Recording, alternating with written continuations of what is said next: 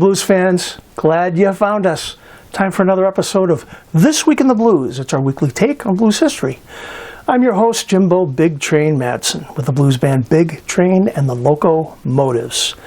So let's take a look and see what happened this week in blues history.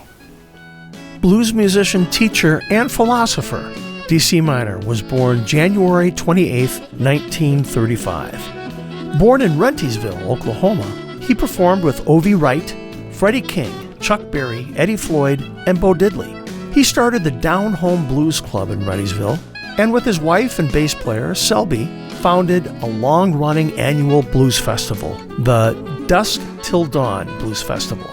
The couple had won an international Keeping the Blues Alive award from the Blues Foundation in Memphis for their Blues in the Schools work with children.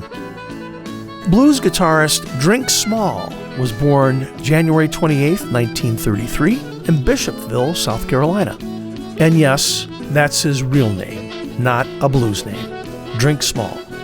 He is known as the Blues Doctor and has been influenced by a variety of musical styles, including gospel and country music. His musical style has been described as drawn from the Piedmont blues tradition, but also includes gospel, rhythm and blues, boogie-woogie, and Delta and Chicago-style blues. Small has toured nationally and internationally, including performances at well-known festivals such as the Chicago Blues Festival and the King Biscuit Blues Festival, as well as 3 international World's Fairs. Blues and gospel singer and guitarist Blind Arvella Gray was born January 28, 1906, in Somerville, Texas. He spent the latter part of his life performing and busking folk, blues, and gospel music at Chicago's Maxwell Street Flea Market and at rapid transit depots. In the 1960s, he recorded 2 singles for his own Gray label, including Freedom Rider, backed with Freedom Bus. Blues and rock singer and guitarist Jonny Lang was born January 29, 1981, in Fargo, North Dakota. He has made several albums that have charted on the top 50 of the Billboard 200 chart and has won a Grammy Award for his album Turnaround. In his many years on the road, Lang has toured with the Rolling Stones, Buddy Guy, Aerosmith, B.B. King, Blues Traveler, Jeff Beck, and Sting. Delta blues singer and guitarist Hayes McMullen was born January 29, 1902, in Tallahatchie County, Mississippi. He was also employed at various times as a sharecropper and as a deacon, and was a civil rights activist. His music talents were unearthed following a chance encounter in 1967 between McMullen and historian Gail Wardlow. Wardlow discovered that McMullen had played alongside Charlie Patton in the 1920s. This was at a time when McMullen had drifted from his Mississippi Delta homeland to perform the blues and juke joints across the Deep South. Blues guitarist Samantha Fish was born on January 30th, 1989. Fish grew up in Kansas City and started out playing the drums, but when she was 15, she switched to guitar. She continues to win awards for her recordings, including Temporary Blues Female Artist of the Year. She is actively recording and touring, and hopefully she will be for many decades to come. So if you have a chance to go out and catch her live somewhere, please don't pass it up. Grammy-nominated blues singer and soul singer Jovina Magnus was born January 30th, 1957. The Blues Foundation named Magnus the B.B. King Entertainer of the Year in 2009, becoming only the second woman, after Coco Taylor, to receive that honor.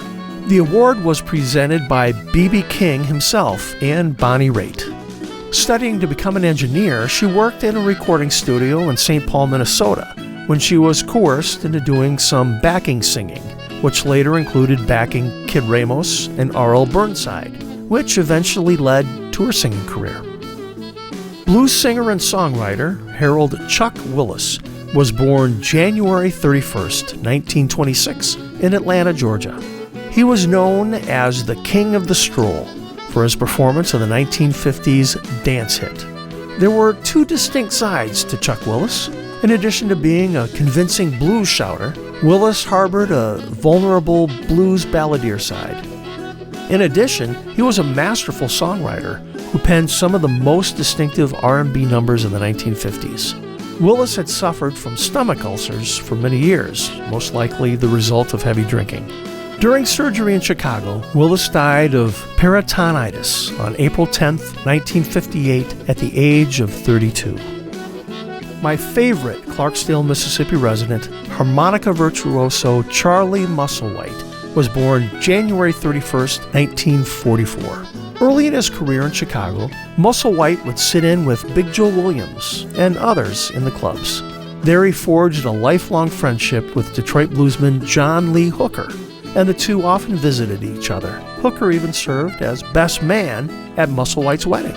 Musselwhite has reportedly been the inspiration of Elwood Blues, the character played by Dan Aykroyd in the 1980 film The Blues Brothers. Blues and boogie-woogie pianist Roosevelt Sykes was born January 31st, 1906.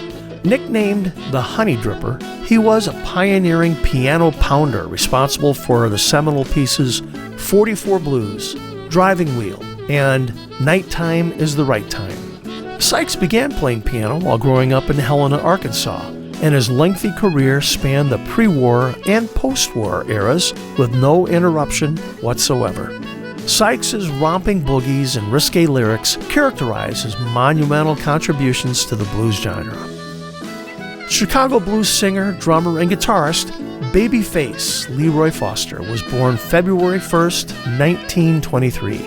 He was a significant figure in the development of the post-war electric Chicago blues sound, notably as a member of the Muddy Waters Band during its formative years.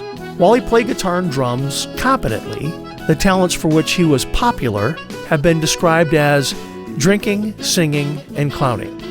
Sounds like a couple of the guys in Big Train and the Locomotives. Just saying. The Mississippi Sheiks member, Walter Vinson, was born February 2nd, 1901 in Bolton, Mississippi, and grew up performing music locally. He rarely performed on his own, but was regularly part of a duet, trio, or a group. As a member of the Sheiks, he worked with Bo Chapman and his brothers, and co-wrote the blues standard Sittin' on Top of the World, which was inducted into the Grammy Hall of Fame in 2008.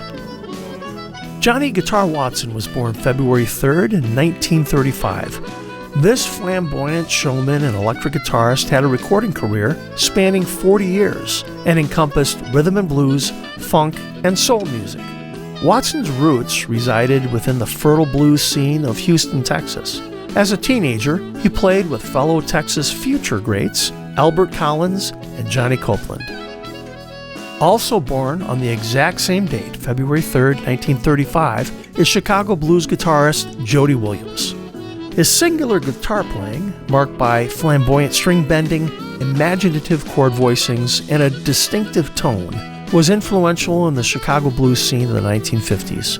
Williams was one of the most sought-after session guitarists in Chicago, but he is little known outside of the music industry, since his name rarely appeared on the discs. His stinging lead guitar work appeared on tracks by Billy Boy Arnold, Bo Diddley, and Otis Spann.